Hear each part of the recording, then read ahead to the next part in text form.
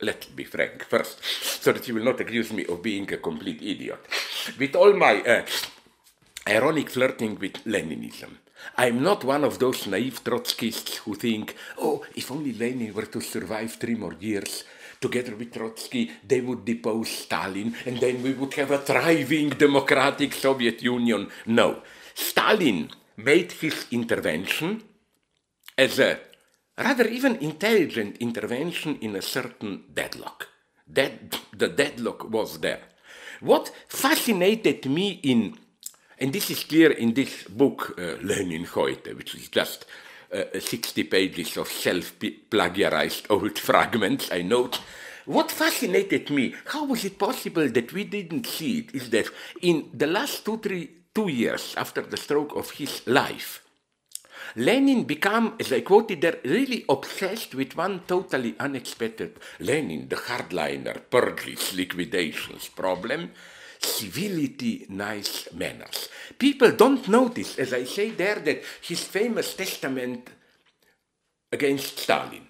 What is his reproach to Stalin? It's not wrong political line, it's Stalin is too brutal, he doesn't have good manners. And when they asked Lenin late, what can we do in Soviet Union? He said openly, just don't even mention socialism. We had only, this would be the horror to politically correct multiculturalism, to bring a little bit of Western European civilization and culture to Russia, maybe in a little bit faster, more efficient way. And then you know where Lubitsch enters, no? I found this, it was totally naive. Lenin was no longer able to think politically.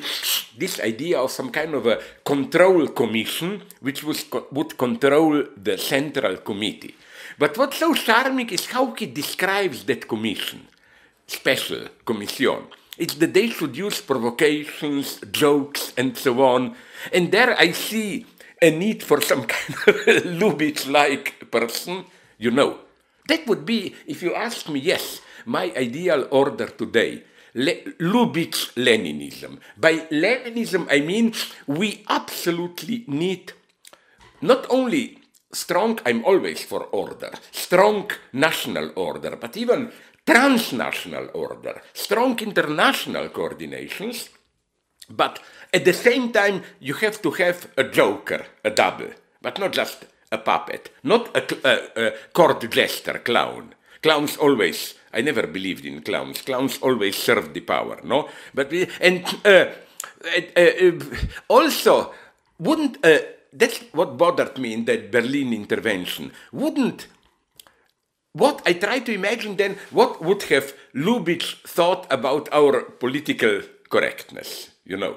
He would have laughed at it, I think. He wouldn't accepted it and so on and so on. And again, I must emphasize this. My problem with political correctness is not it's too radical. It's that this is typical, if I may now talk about Stalinist, petit bourgeois fake radicalism, you know. You know who is my hero? I quoted her in one of my last texts. I don't know where they published it.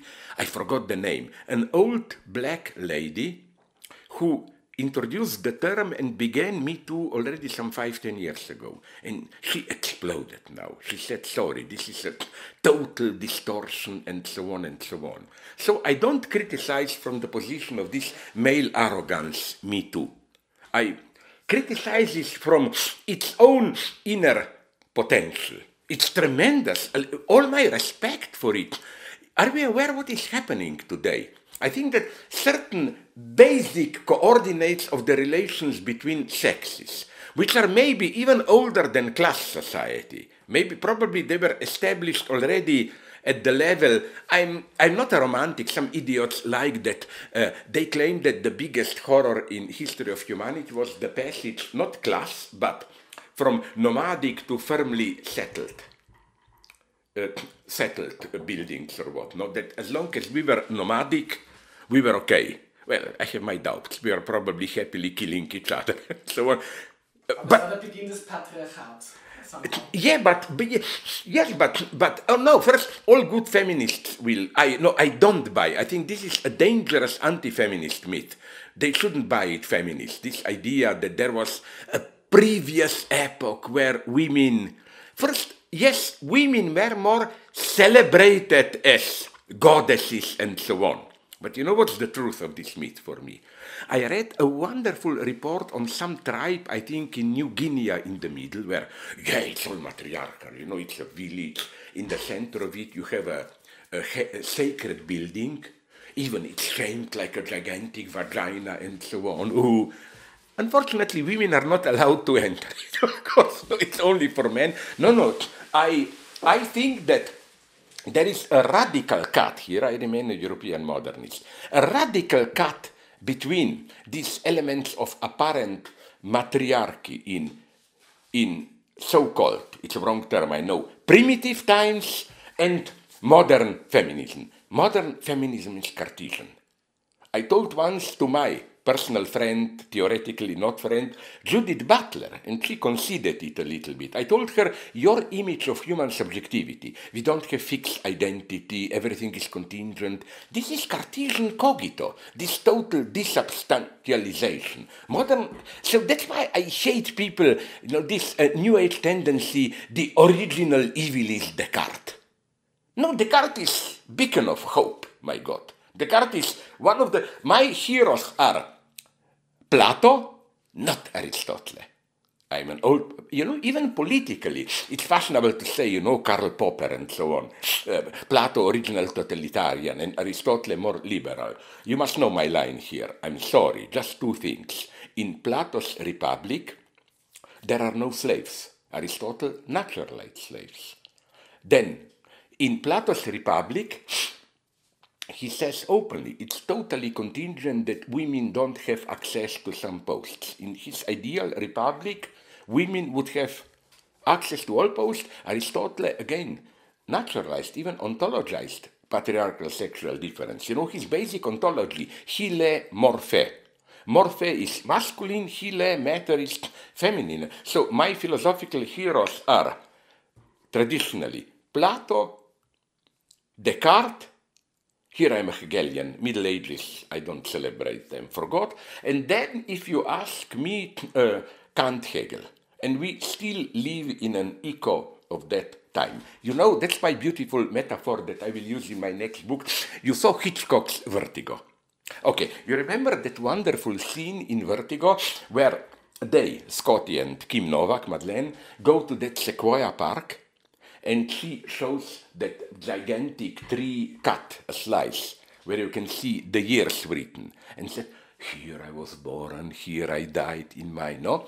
When somebody would have asked me as a philosopher, who are you?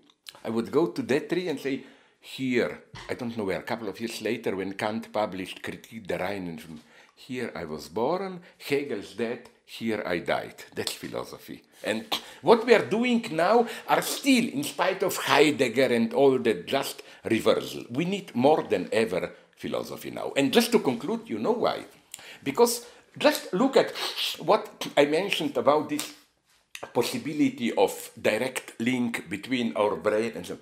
This changes the very spontaneous understanding of what is to be human and so on.